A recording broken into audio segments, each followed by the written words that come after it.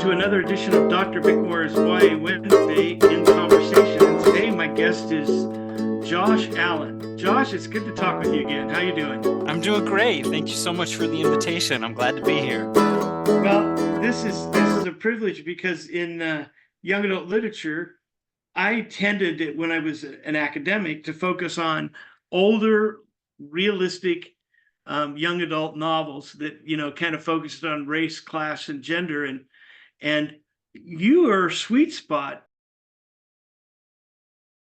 is the short story. So Yes, I want sir. you to tell me a little bit about you and the short stories and what kind of short stories you write. So tell us a little bit about what kind of writer you are, Josh. Okay, sure. So I write primarily, so far, only short stories. I've published 2 collections of short stories for middle grade readers. So I write primarily for kids aged like 9 to 14, about that age. So lower young adult, maybe upper middle grade. My first book is Out to Get You, 13 Tales of Weirdness and Woe. It came out in 2019. My second book is Only If You Dare, 13 Stories of Darkness and Doom. It came out in 2021. And a third book is finished. A third book of short stories is done. It comes out in 3 months. It'll come out August 20th. Here's the advanced reader copy of it. Once They See You, 13 Stories to Shiver and Shock. And so these are 3 collections of short stories, 13 short stories in each collection for a total of 39 short stories in the last 5 years. And they are all horror. I write spooky stories for kids. So I say horror, but I feel like I need to give some caveats when I use Oh, that good. word. Let's hear the I'm caveats. not I'm not interested in blood. I'm not interested in gore. I'm interested in zany, weird, like I have a story about the haunted paper towel dispenser in the boys' bathroom. I've got a story about a really, really gross bowl of oatmeal. My least favorite food on the planet is oatmeal. I hate it so much. I wrote a horror story about oatmeal. My next book has a story about a haunted Pop-Tart. I've got a story about the school crossing sign that's shaped like a house, the yellow and black Yeah. school crossing sign. I've got a story about the boy and the girl that are trapped in that school crossing sign. And so I'm interested in taking ordinary, everyday things that we don't think of as spooky and revealing the phantasmagoric possibilities within those everyday things. Yeah, it's not accidental that you landed on the number 13, is it? Is that an intentional move at some Yeah. point? Yeah, that's an intentional move. That was a decision by the marketing and publicity people. They liked the Yeah. number 13 for the purpose of, the marketing potential there. So, yeah. Do they always release them on a Friday the 13th to give it extra boost, or have they not gone that far They've yet? not gone that far yet. New books always come out on Tuesdays, it Yeah. seems. And in order to get books in a lot of bookstores in time for Halloween promotions, they need to come out by the end of August. And so Yeah. typically my books come out by the end of August August. in the run up to Halloween. Yeah, I'm sure that's the sweet spot of doing that. Before we get too far into the writing, you also have collaboration because all 3 books, if I'm not mistaken, are illustrated by Sarah Coleman. So is there a story behind that collaboration? Did you know Sarah, or have you been partnered with Sarah? I've been partnered with Sarah, fortunately, and fortuitously, serendipitously partnered with Sarah Coleman. She's an illustrator who lives in the United Kingdom. Um, Oh, she's done, I think, more than 700 book covers. She's wow. just brilliant. She did the cover for the 50th anniversary edition of To Kill a Mockingbird. You've Oh, probably seen okay. that Yeah. cover. It's kind of a black and white silhouetted with Yeah. words growing out of a tree. That's Yeah. Sarah's work. She did the cover for Wolf Hollow, the Newbery Wolf Mhm. Hollow. She did kind of an iconic cover for Aristotle and Dante, Discover the Secrets of the Oh, Universe. wow. That's Sarah's work. And when my agent pitched my first book, we didn't pitch it with illustrations in mind. That was my publisher's idea. Holiday House, when they agreed to publish the Yeah. book, thought it would be a good idea to bring on an illustrator, and they reached out to Sarah. And I love Sarah's work. And Sarah and I, we had never met in real life until last week. Last week, I was on a vacation in England. Sarah lives in England, and we met at the National Art Gallery. We looked at Van Gogh. We looked at Cézanne. We walked around, talked about great art, and that's the first time we'd ever met one another Wow, in real life. that's pretty fortuitous because I don't know how often that happens. I know that some of the writers of children's book, they'll work with the illustrator 2 or 3 times over the course of their career, but nothing. It doesn't seem to be always consistent, and sometimes the illustrator is taking the work they can get, and the writer is taking the illustrator they're given, right? Yeah, And yeah. sometimes they get along, and sometimes they might not, right? So it's Right. let's And see. Sarah and I, we do get along quite well. And I think our professional relationship is based on respect. Yeah, And I don't tell her how to draw pictures, and she doesn't tell me how to write stories. And I think that's why it works, right? I mean, I stay in my lane and she stays in her lane, and she's better at what she does than I ever could be, and I'm better at what I do than she could be. And so we almost, like, I can't think of a single time we've ever given each other notes, or yeah. we've Just ever given each other feedback or wow. nudged each other in a certain direction. I just let her do her work and she lets me do mine. That's great. So I'm glad it's working out because it also, if you have that consistency, it gives you a brand. It gives you Right. something that people recognize, right, over time. And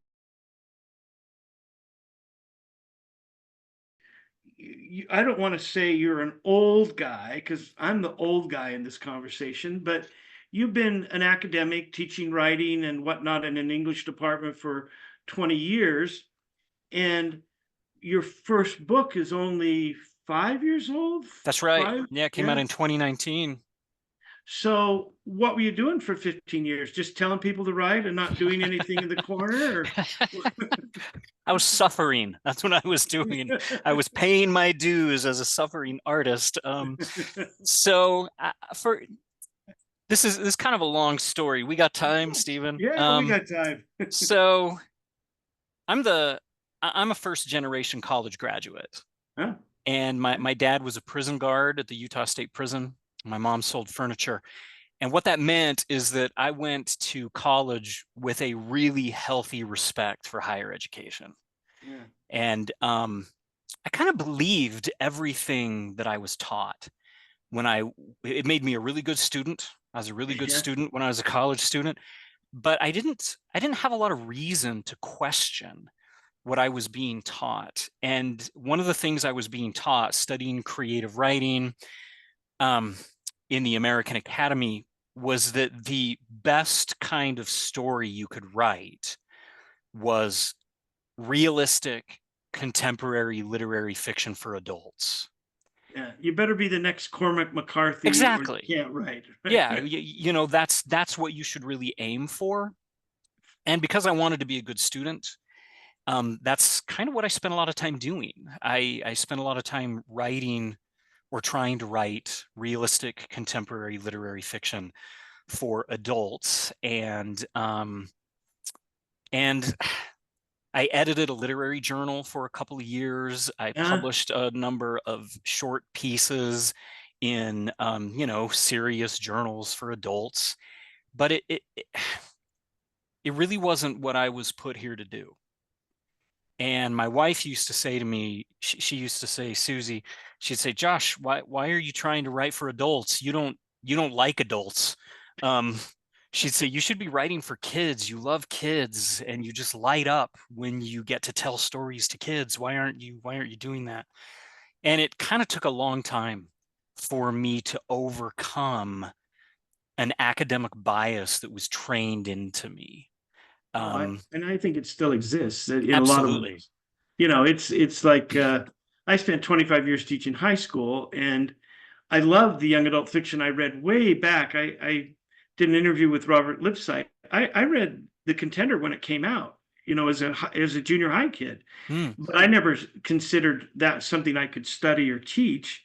Even when I was in high school, I taught honors classes and regular kids and tried to force them through things. I think we categorize children's and young adult literature as not valuable, and instead, I think we should treat them as their own classifications that have a powerful audience and a powerful purpose. And you've hit a sweet spot because you're writing middle grades. And even 10, Yeah. 15 years ago, when I started doing this, middle grades was an afterthought because it wasn't quite children's, and it wasn't quite young adult. I remember thinking when Monster came out by Walter Dean Walter Dean Myers, right? Myers. So it's clearly in my mind young adult. Boy, but every children's journal wanted to write about it, right? They wanted to say, well, eighth graders are reading that. Isn't that really children's literature? Because children's literature has a respect that young adult literature didn't. And then in the last 15 years, publishers have started to create a classification because they realize it's a different kind of audience. What you said, your target, Right. 9 to 14, is different than what the problem novel, the realistic novel, the novel that really gave birth to young adult literature with The Outsiders and The Contender and Homecoming and books that we talk about. But all of a sudden, with middle grades, I'm not sure you could have published the books you want to write 12 years ago, 15 years ago, except kind of by accident. You'd have really had to hit the right publisher. Yeah. Yeah, I think you're absolutely right. I'm not sure that there was a publishing space Yeah. 15, 20 years ago for the kind of thing that I'm writing today. Yeah. And so which I'm so grateful that this space exists today, not only because as a writer I get to inhabit it, but one thing I'm really passionate about as a writer is taking kids who are on the fence about reading Yeah. and getting them to be less on the fence about reading. And I feel like so many people, they develop their lifelong reading habits when they're 12. Right? It's like the reader you are when you are a 12-year-old is for a lot of people the reader that you're going to be for the rest of your life. Right? The if you're a regular library goer, if you're a regular bookstore frequenter, if you have a stack of 3 novels on your bedside stand when you're 12 years old, that's probably going to be the way you live for the rest of your life. Yeah. And if we don't capture, I feel like if we don't capture young people, if we don't win them over to reading and literature by the time they're 12, 13, 14 years old, we have so much more work to do to get them on board if we haven't captured them in those middle grade years. Yeah, and I think you're right, because a lot of the research shows that kids read pretty actively till about the 5th grade. But somewhere 5th, 6th, and 7th grade, we lose kids. And I've often wondered, because I wasn't a middle grades teacher, but I wonder, are we trying to push them out of their comfort zone too fast? Do we not let them choose anymore? Do we not let them read what brings them joy and ask them to, just tell us about that? What? Because eventually, people say, well, you have to write a certain way or do a certain thing. I said, well, no, you don't. Teaching English isn't hard to teach literature. Do you understand the plot? Do you understand the characters? Do you understand the setting? Do you understand any literary devices that are going on? And guess what? All of your short stories have setting, they have plot, they have character. So kids can do the sophisticated things we want them to do with stuff that isn't the Pride and Prejudice or Moby Dick. Right. And there's nothing wrong with Pride and Prejudice or Moby Dick, or my word, I can remember The Grapes of Wrath. The first time I read The Grapes of Wrath, I didn't read it. I got to the turtle couldn't cross the road in 4 pages, and I was done. Yeah, sorry. Right. I do. Yeah, I do think we go really in our formal schooling. I think we go really, really fast from being thrilled that kids are reading anything. Right, you're in the 4th grade and you're reading Diary of a Wimpy Kid, and everyone's really happy that you're burning through the Diary of a Wimpy Kid books. And then like 3 years later, we're like, oh, you like Diary of a Wimpy Kid? Here, read The Scarlet Letter. You're gonna love it. And you're probably not, going to love the Scarlet Letter as a seventh grader, right? Some students will, but some students won't, and we just go so fast, Yeah. throwing kind of books that were written for adults who've been dead for more than 100 years at young people. And I do wonder sometimes if we shouldn't back off on that just a little, Oh, right? I not just a And little, or a maybe a whole lot. ton, right? Yeah. So letting kids read books that were written for them. So Yeah. going back to your wife's advice, so you drifted into being a university professor. So Yeah. did you go completely the creative writing MFA route, or did you become a PhD with the focus on writing? What was your trajectory to keep yourself and your family fed before you figured out how to write? Yeah, so I did complete an MFA. I have a Master's of Fine Arts degree in fiction from Old Dominion University. Oh, So that's my formal graduate school training. And after I finished my formal training, I put myself through grad school by working as a technical writer and editor. oh, So I did a bunch of, I wrote user manuals for pharmaceutical companies and computer software companies, and I did some contract work for the US Army just to kind of pay the bills. And yeah. when I finished graduate school, I got a job teaching writing at the American University in Cairo. I taught in Cairo, Oh, Egypt for 2 years. And largely because of my work as a technical writer. I mean, writer. it wasn't really my training as a fiction writer that Right. made universities interested in hiring me, right? Yeah. It was really my training, my professional experience as a technical writer and technical editor. And then after 2 years teaching in Egypt, I got offered a job at Brigham Young University, Idaho, which is where I am today. Got offered the job here largely because of, again, my training in technical and professional writing. So I taught a lot of technical professional writing classes for the first 10 years of my Yeah. career Yeah, here. you teach the classes that, I was in an English department, half and half at LSU as in English and education. You teach the classes a lot of people don't want to teach, Yeah, or I So did for 10 years yeah, you see, oh, since you'll all of teach the this has tech writing happened. classing? Yeah. Yeah, I don't So teach professional writing anymore. Since all of this has happened, I've been able to pivot, and now I'm primarily a teacher of creative writing. that's great. So that works, um, when we talk to students about possible careers in writing, I used to try to tell my high school students, you may not like writing, but if you want to be the best in something, uh, it's probably maybe even slight an understatement, but the top 10% of any people in any field write. The top 10% of doctors are writing about the procedures they've invented and the new ways to do it. Even the people in style and clothing, somebody's writing Yeah, Vogue. Somebody's thinking about, oh wait, who's going to cover this issue? Or even Car and Driver. I don't know if there's a magazine with a much bigger subscription than Car and Driver, but somebody's writing about cars, and sometimes in sophisticated ways. And we sometimes discount that kind of business writing that goes on. And as you say, writing manuals and instructional things for all kinds of things is happening all over. right. I don't lament.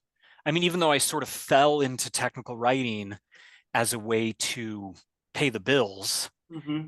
I am deeply grateful for the years I spent as a technical writer and editor. I learned during those years how to write economically, how to write gracefully, how to write efficiently, how to write on deadline, which Yeah, those are all skills which have served me enormously well as a creative writer.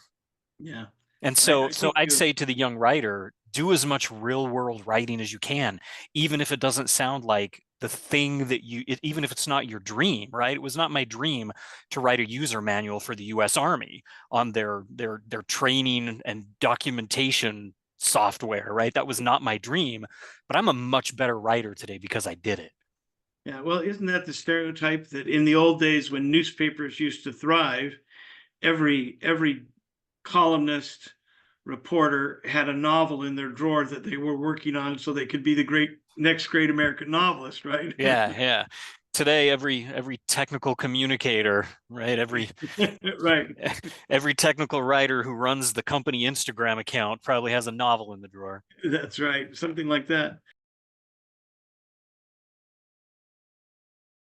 Well, so tell us where this bent towards horror fiction came from. Were you the kid who was enthralled as trying to scare yourself to death when you were young, or because it also has kind of your books kind of have your stories kind of have a comic undertone Yeah. to a lot of them as well. So you wanted to scare yourself, but in a Scooby-Doo kind of way. You didn't want it to be too scary, or what's your trajectory to this Um, group? so it all kind of started when I was, I don't know, maybe 6 or 7 years old.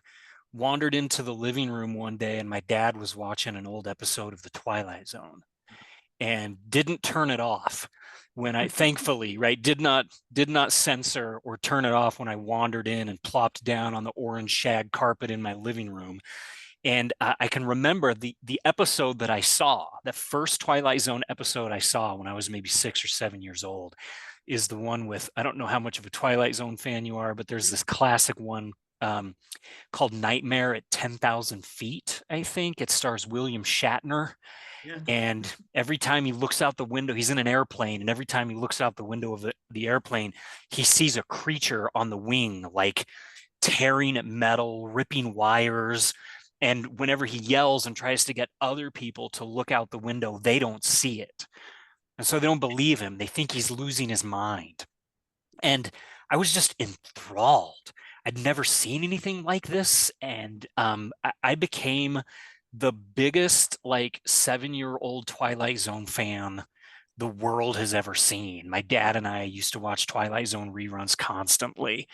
Whenever they would come on, we'd plop down and watch the Twilight Zone. And this was about the same time, a couple years later, Alvin Schwartz began releasing his Scary Stories to Tell in the Dark Yeah. books, and those became really important to me. Those became a lot of fun, and I discovered where the game really changed was just wandering through the library one day. I checked out Ray Bradbury's Something Wicked This Way Comes, Yeah. a staggeringly haunting, like, beautiful book that today is still one of my favorites. I read it every Yeah. couple of years. And I just sort of fell in love with these weird, creepy tales. And whenever I sat down, whenever I sat down to write before I was in college, when I had ambitions to be a writer, I would write these weird, creepy, dark tales, usually with a little bit of dark humor, maybe a dark humor Yeah. twist at the end. And I kind of let go of that. I kind of stopped writing those when I became a college student, started studying creative writing. Um, Yeah. for for a lot of reasons, but not the least of which is that I wasn't allowed in my Yeah. classes to write those kinds of stories. Most of my creative writing teachers did have a rule against genre fiction in the creative writing Yeah. classes that I took. But then when I finished school and was able to kind of start writing freely again, I kind of gravitated back towards the kind of weird, spooky tales. Um, Yeah. and so I've just always sort of been drawn to that kind of, always been drawn to that kind of thing for as long as I can remember. That's good. That's interesting. I'm thinking about the ways in which a lot of Ray Bradbury stuff slightly deals with the supernatural or the unbelievable. And I was thinking about your description of writing things, that are take a commonplace thing and see the twist in it, like the Yeah. the mystery in a paper towel dispenser in a boy's bathroom. I'm thinking of Dandelion Wine, where there's a magical chapter about a kid feeling powerful because of his new PF flyers, right? And Yeah. he imagines all the things he can do with these new tennis shoes, right? And that brand would even be lost on a lot of people now. But I thought, oh, there's a Josh Allen story. The PF Flyers could take over the kid, right? Yeah, that's my jam right there. So the PF Flyers have something else going on, right? Not only is it a kid Yes. imagining his freedom, but there we go. So you finally just pursued, and how many times did you have to shop a collection of short stories? Because, getting published is hard enough. Yeah. In the young adult world, getting somebody to look at your book or something that's interesting.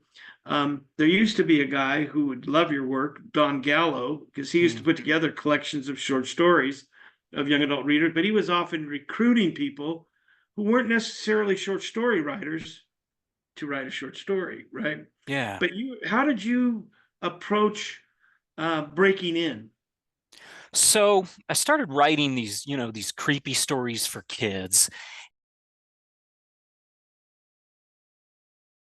And I ended up meeting at a conference a writer, I'm sure you know his stuff, Gary Schmidt, Oh who yeah, yeah.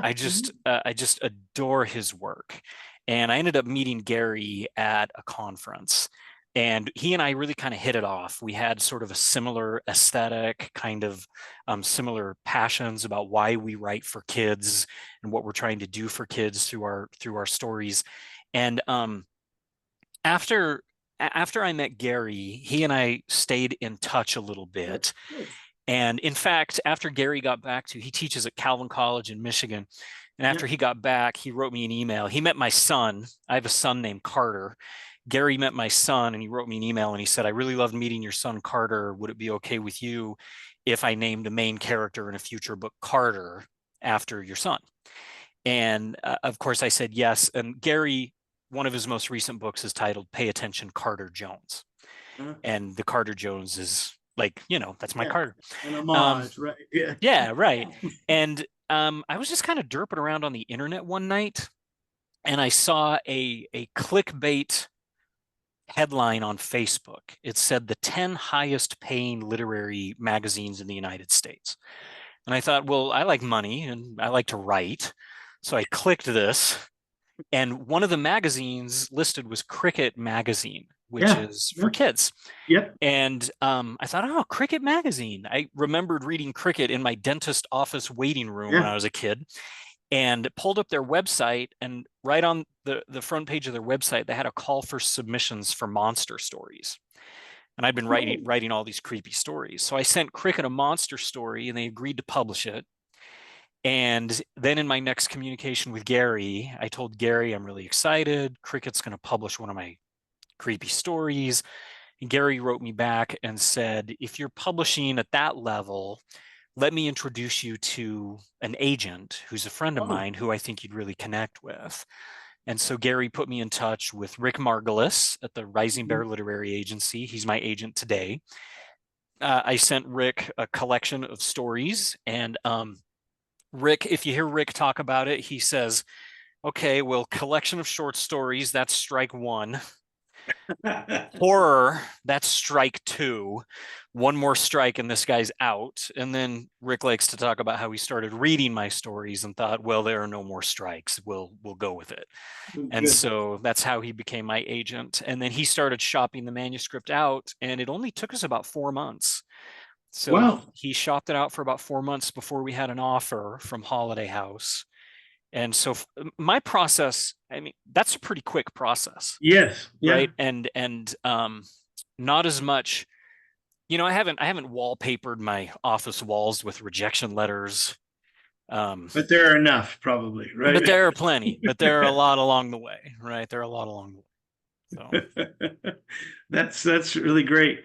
Well, you're talking about highlights and cricket and some of those things are where a lot of children's people broke in, right, yeah, to yeah, writing this stuff, and um, more names than people would probably be surprised at, that wrote for those magazines. So that's good on you that you did that, and good for Gary to kind of.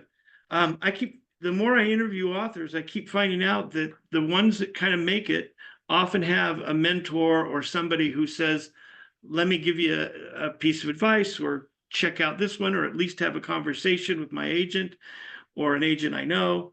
Those connections can be really helpful and really powerful. So I'm glad you had yeah, a good story with that. There's a lot of those out there, but we don't hear them unless you're kind of in the world of it, right? But I yeah, wish I wish kids knew that the valuing of networking, being kind to other people, and being willing to have a conversation with somebody about your work and about their work is probably something that would be go a long way to helping kids meet their own dreams down the road, right? Yeah,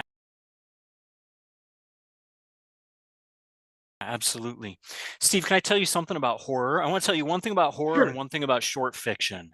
While Oh I've yeah. while I've got you on the Oh yeah. camera Here we here. go. So here's the horror advice, So right? here's the thing about horror that I would like a lot of maybe teachers and parents to maybe wrap their heads around or maybe even think about is so I was a pretty anxious little kid. I worried about a lot of things. And for me, and I think for a lot of kids, horror gives us a safe space to navigate difficult emotions that we know are going to be a part of our lives. So, today's kids live in a big scary world filled with some really painful things. And kids know this, right? Stress, anxiety, tension, pain, fear. It's a tough time to be a kid.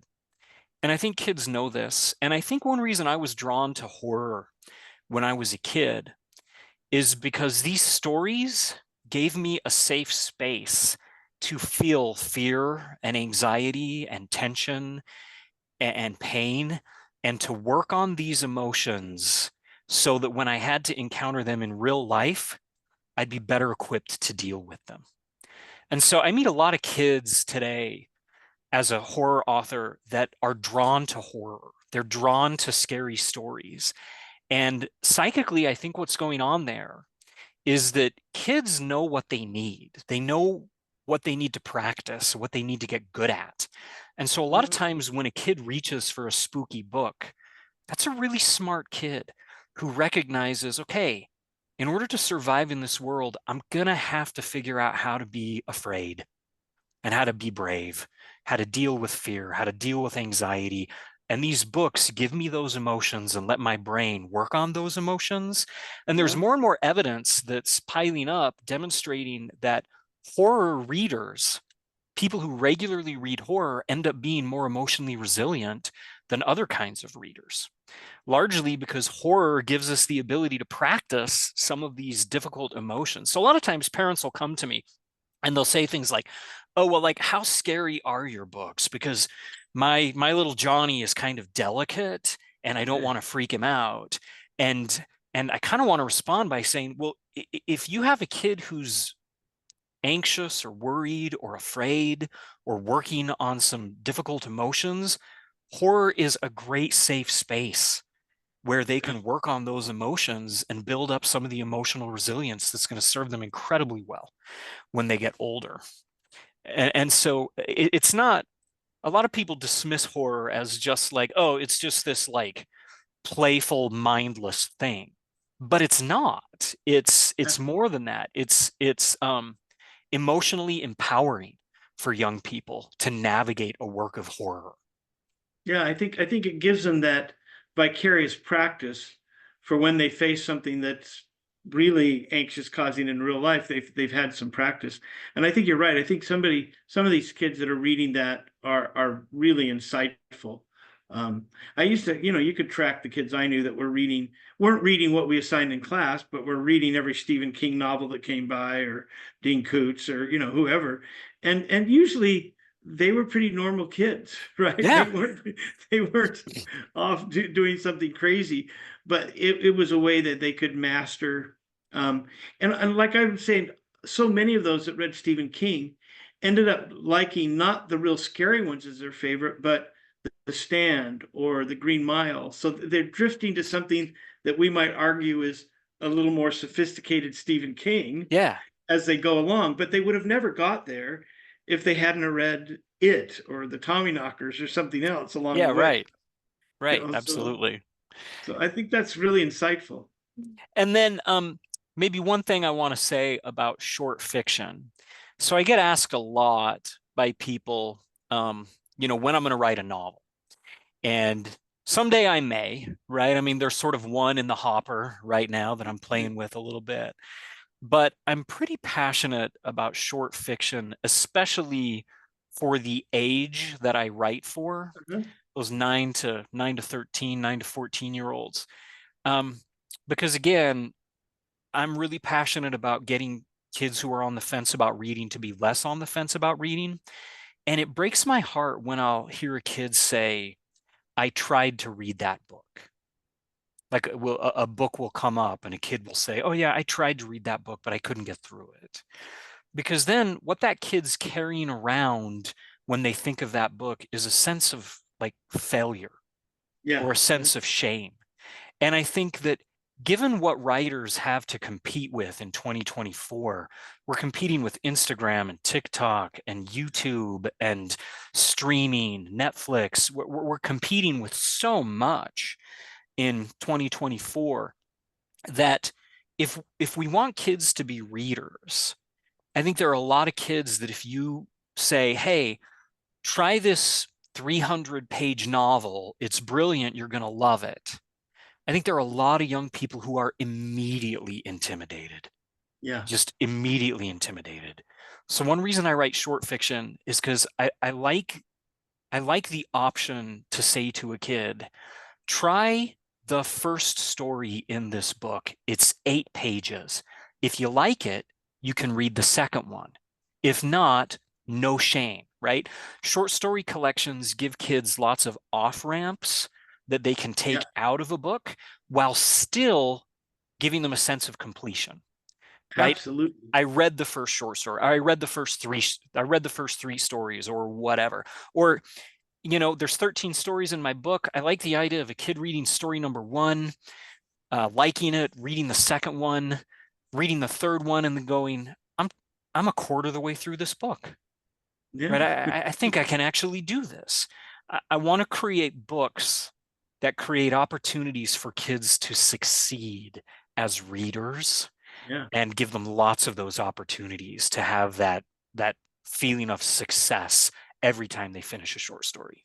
That's such an opening gesture to kids, to go there and say, oh, yeah, that they can finish that. And I certainly had students like that were sophomores or ninth graders in school who, hadn't read a book for several years, and what we're going to offer them, mostly in ninth and 10th grade, um, is not going to be manageable. So I was really a big fan of starting with short story units at the beginning of the year, so that kids could master something. We could talk about what we were going to talk about in literature in a Right. shorter space, right? All those kinds of things were powerful. So that's really good. So now doing your work and your job, you have limited time to be a writer. So I how do do. you schedule your writing world? How do you do that? What kind of practices and do you adapt to do that? Yeah. So I am a full-time college professor at a teaching university. Our teaching Yeah. load where I work is pretty intense. And I've got 4 kids and a spouse, and I'm, living a life. And so, I hear a lot of people say things like, "Oh, I'm going to write my book when I retire." Or when I have time, or the more common one, oh, I wish I had time to write. When people find out I'm a writer, they'll say, oh, I wish I had time to write. That's sort of one of my pet peeves, as if my life is less busy than Yeah. than their life. And I think if writing is important to you, you will find ways to make it work in the life that you're currently living. You're not going to kick it down the road to, oh, when I have some future life that's structured differently, then I'll write. Well, if writing actually matters to you, you're going to do it. You're going to do it today, right? It's something that you're going to work on. I write 3 pages every day. Um, Come rain, come shine, regardless of what's going on. I don't go to bed until I've written at least 3 pages. And so every single day, 3 pages, no matter what. And I can do that. I can write 3 pages every single day, regardless of what's going on in my life. I can usually carve out, sometimes it takes me 30 minutes, sometimes it takes me 45 minutes or an hour or more, but I can usually carve out enough space to write 3 pages in a day. And um, I don't watch as much TV as a lot of other people maybe watch. I don't listen to as much music as a lot of other people listen to music. I am a little pop culturally ignorant sometimes. Maybe Um, healthily so, right? yeah, maybe that's a blessing, right? Um, but it's just a priority, right? If you choose to prioritize writing, I feel like there is a way to find space in in most modern lives. If this is a priority, you can carve out.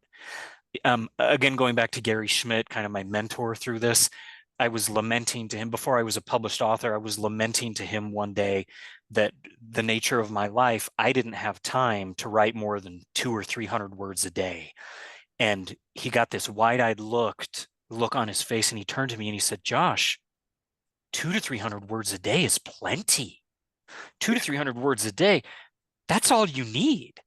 And that was kind of an eye-opening moment for me where, like, actually, yeah, if I'm only writing 200 words a day, I can make this work. Eventually, you write 200 words a day, eventually you're going to have a book. yeah. Well, that's what I one of the when I did my PhD, I was older, and one of the professors then she says, one good page a day, that's all you need.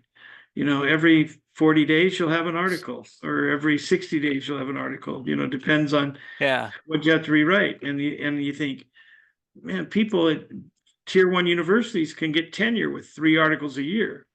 So, Yeah. are you gonna write the page a day, right? And I think that's the dedication. And I've learned that you're echoing something that, I mean, I don't have a lot of advice for writers about how to do it. I could talk to somebody about how to write academically, or to write about young adult literature, or to review books that way. But the thing I know about writers is they write.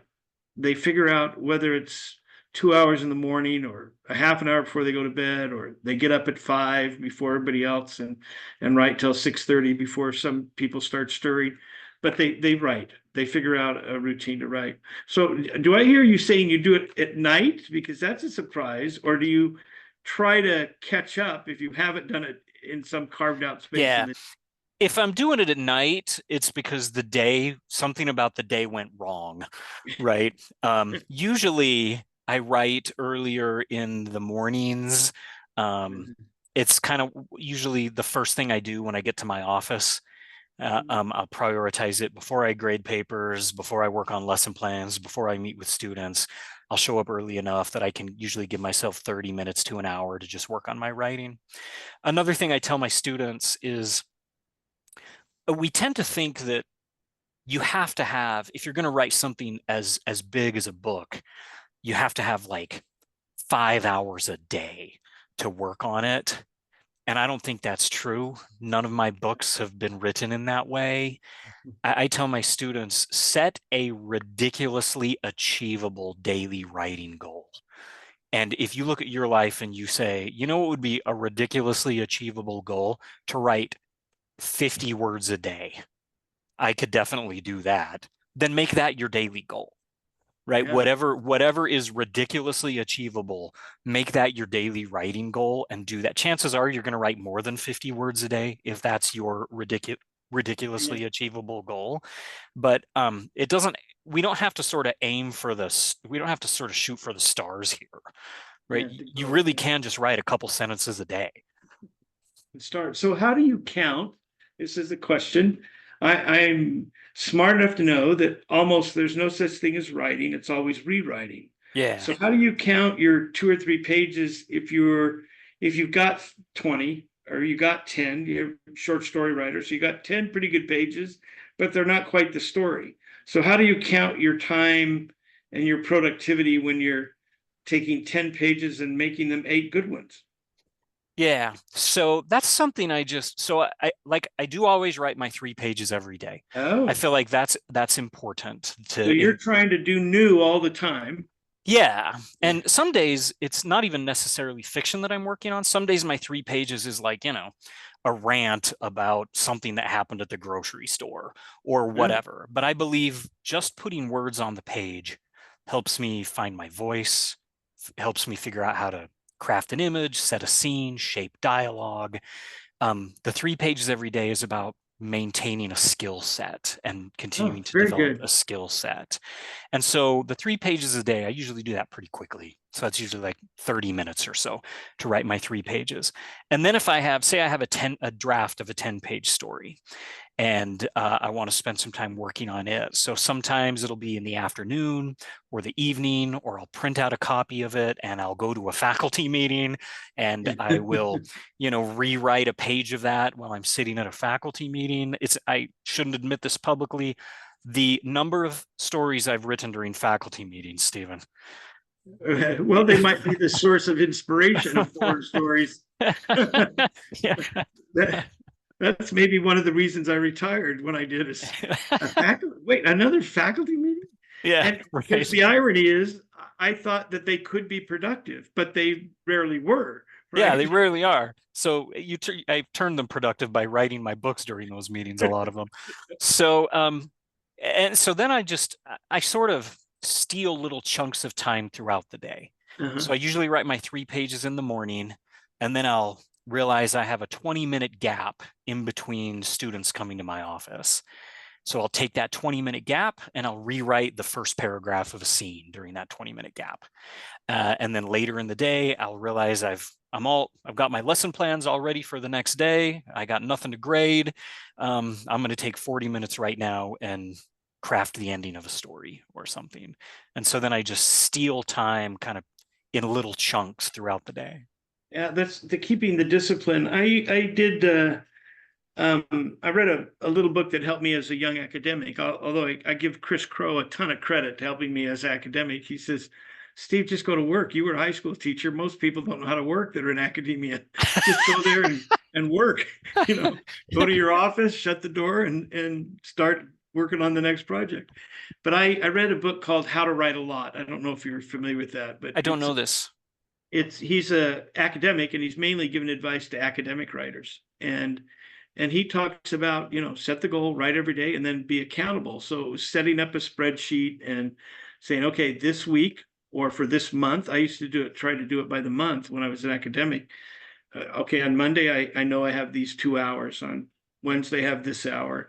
And then track what project you're working on and whether or not you work those 2 hours or whatever you schedule for that day.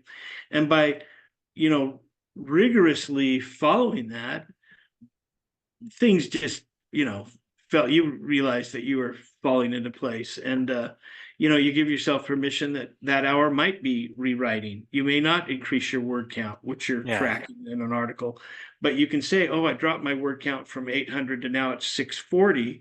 That means I was revising and changing what was going on there on that page or something. But I think the diligence of having a routine where you're responsible is key to most people being a successful writer, whatever the genre might be, right? Yeah. And also you mentioned that you did, a lot of technical writing. Well, you had to attend to deadlines. So, you knew that, oh, I can do something in 20 minutes. I can do something in 30 minutes. Right. So for me, a lot of it has been learning to work in tiny chunks, Yeah. right? Learning to take 20 minutes here, 30 minutes here, working in tiny chunks, right? My books are built in tiny little pieces, not in like huge swaths of time. Yeah. And I think most lives, if you're going to be a writer, you're going to need to learn to work that way.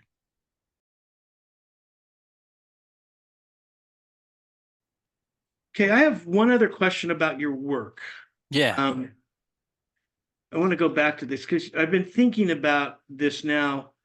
Um, and I haven't read Once They See You yet, but you mentioned anxieties and different things. Does each book, if we go back and look at them again, have a central anxiety around it, or a central, like the second one is only if you dare. Is it about taking risk? Is once they see you, is it about being encountered or being found? So is there a central anxiety or fear that inhabits each book? Are they connected in that way? Or is that just me imagining that you're a genius? Right? I think that's probably you imagining that I'm a genius. Thank you for that, by the way. Well, I I do think that I think my book that comes out in August, Once They See You, um, my first book, I was just sort of playing around with ordinary everyday objects and what kind of creepy things they could do, right? Haunted paper towel dispenser in the boys' bathroom, um, creepy street signs, this kind of thing. And I had an enormous amount of fun reimagining the world. The theme of that book kind of was trying to get kids to see the world in new, interesting ways, right? The next time a kid goes into the bathroom and waves their hand in front of a paper towel dispenser, I want them to actually notice the paper towel dispenser and think about it in ways that they never would have before. So that was kind of the theme of my first book. And my second book, I sort of extended that theme a little bit, but I feel like my third book, I might be growing up a little bit thematically, in that a lot of the fears that kids face in my third book are metaphors for things like the dangers of popularity, right? What does it mean to be popular? And what does it mean to be alone, right? What does it mean? I have a story in my next book about a kid who's a middle child, and he feels as a middle child that he's sort of invisible. And he carries around this fear that his family doesn't notice him as much as they notice everybody else. And so the horror in my third book is often the monsters are often metaphors for these common fears that I think children carry around. These common concerns that are a part of childhood. So yeah, there's a little more, I think there's a little bit more in that way, there's a little more sadness in my third book, in that it's not just a romp with a monster. It's a romp with a monster that the monster is the manifestation of an insecurity that you might be carrying around. Yeah, that's good. Well, that's good. I'm looking forward to diving into this one, and glad we had this time to reconnect. It's been great talking with you, and I wish you more success on the fourth book. Thank you. Chopping away at it. Thank you. It was a delight to talk to you again. Yeah, it's been great, and I'm sure people will enjoy listening to this conversation. And well, I hope we get to meet up again soon, Stephen.